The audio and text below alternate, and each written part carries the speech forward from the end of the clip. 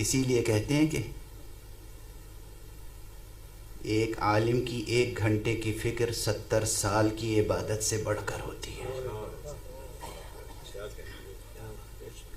کتنے جاہل ہیں جو عبادت کیے جا رہے ہیں، عبادت کیے جا رہے ہیں، عبادت کیے جا رہے ہیں، رات رات بھر عبادت، دن دن بھر عبادت، روزے عبادت۔ پوچھو اللہ سے کیا مانگا؟ بس اللہ سے میں نے تو یہ مانگا کہ 2 مرلے کا ایک مکان دے دے مجھے۔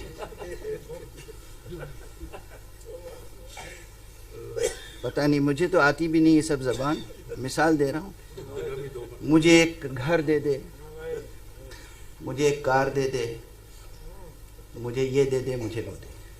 سبحان اللہ، یہی رات بھر کی عبادت نہیں، خدا پر یقین کے ساتھ، محمد پر بھروسے کے ساتھ، علی کے توسل کے ساتھ، پوری سرشاری اور آزادہ مزاجی کے ساتھ 2 رکعت نماز پڑھ کے کہتے پروردگار مجھے خدمت کی کوئی توفیق دے دے۔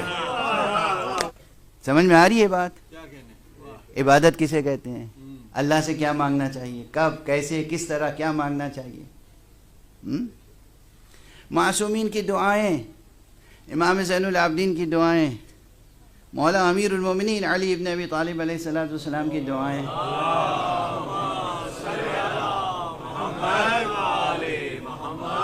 کیا ہے ان دعاؤں میں؟ حضرت علی علیہ السلام نے، خود رسول اللہ نے کوئی لال قلعہ بنایا اپنے لیے؟ کوئی تاج محل بنایا؟ غور کر رہے ہیں اس پر؟ حضرت علی نے کوئی اپنے لیے تاج محل بنایا؟ کوئی لال قلعہ بنایا؟ بنانا چاہتے تو بناتے یا نہیں؟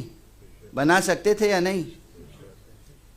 جو 1 انگلی سے قلعہ خیبر کو اکھاڑ سکتا ہے، وہ کم سے کم 1 پنجے سے نہ جانے کتنے قلعے بنا بھی تو سکتا ہے۔ یہ غرض نہیں تھی ان کی، یہ ہدف نہیں تھا ان کا، اور یہ بنانے کا کوئی فائدہ بھی نہیں۔ دنیا تسخیر کرو اور اللہ کی راہ میں لٹاؤ، اپنی جگہ بناؤ تو دامن آخرت میں بناؤ۔ یہ نہیں کہہ رہا ہوں دنیا تسخیر نہ کرو، خوب تسخیر کریں، دنیا تسخیر کریں لیکن اللہ کی راہ میں لٹائیں۔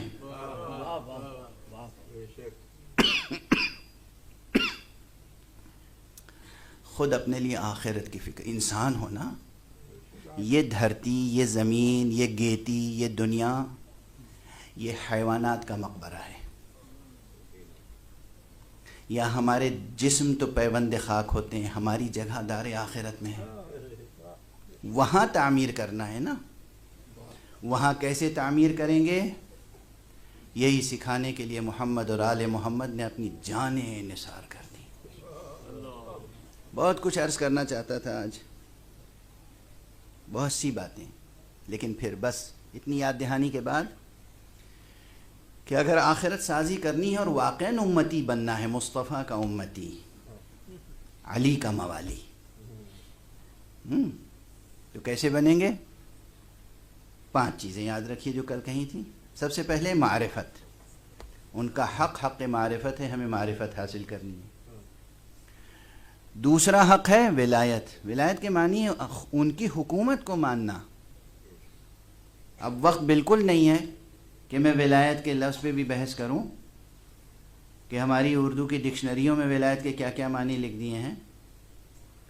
ولایت جس معنی میں ولایت ہے، وہ ولایت ہے ان کی حکومت کو تسلیم کرنا، ان کو اپنا حاکم ماننا۔ تیسرا حق ان کا کیا ہے؟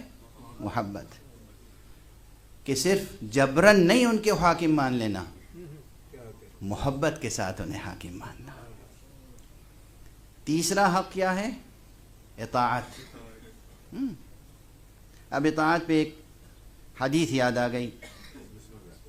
یہ حدیث امام حاکم نیشاپوری نے اپنی کتاب میں لکھی ہے، اور ان کے علاوہ خود حاکم نیشاپوری کی کتاب مستدرک علی الصحیحین، یہ کوئی معمولی کتاب نہیں ہے، یعنی یہ ائمہ اہل سنت والجماعت میں سے وہ امام ہیں جن کی حدیث میں بلندی اور بلند پایگی اور مہارت، اس کا کوئی منکر نہیں ہے۔ انہوں نے بہت سی وہ حدیثیں جمع کی کہ جو بخاری اور مسلم کی شرطوں پر صحیح اترتی ہیں، مگر بخاری اور مسلم نے کسی مجبوری یا کسی مصلحت یا کسی پریشر میں نہیں لکھی۔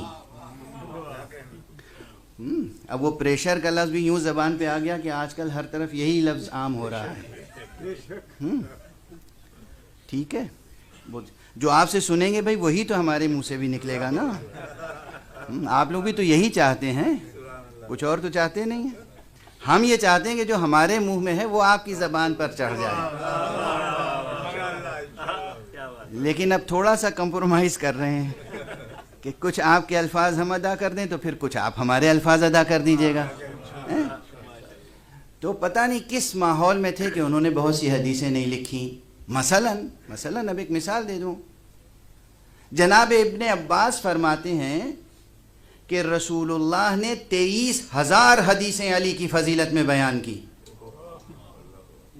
حبر الامہ، مفسر قرآن، کہتے ہیں 23,000 حدیثیں امیر المومنین کی شان میں رسول اللہ نے بیان کی۔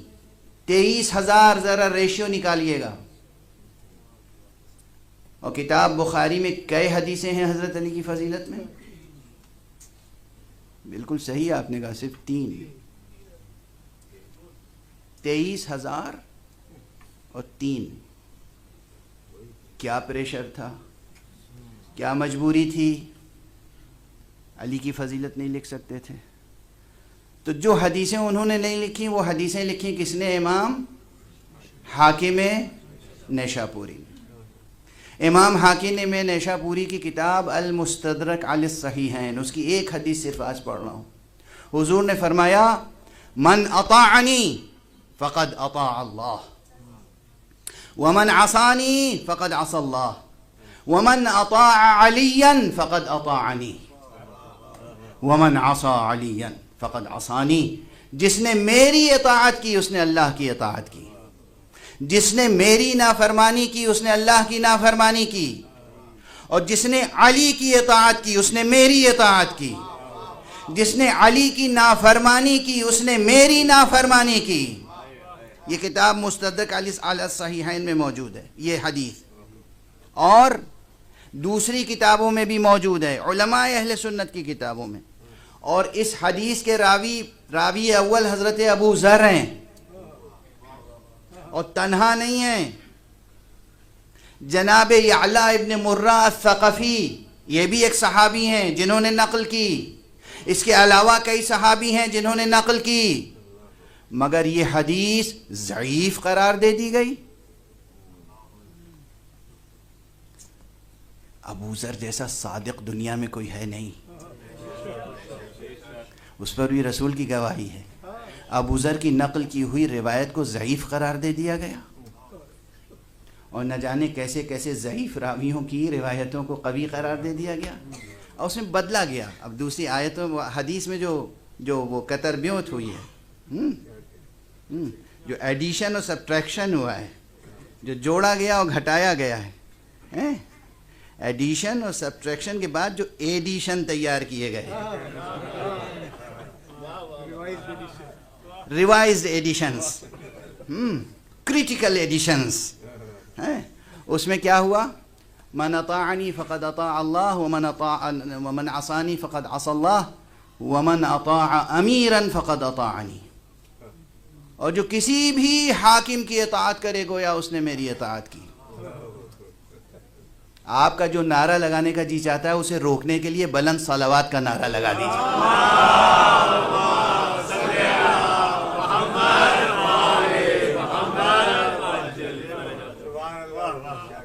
ویسے دنیا کے جتنے ظالم و جابر و فاسق و فاجر اور فتنہ پرداز حاکم ہیں ان پر تو میں خود روزانہ پابندی سے 5 نماز کے بعد لعن کرتا ہوں، لیکن عام طور پہ منع کر دیتا ہوں۔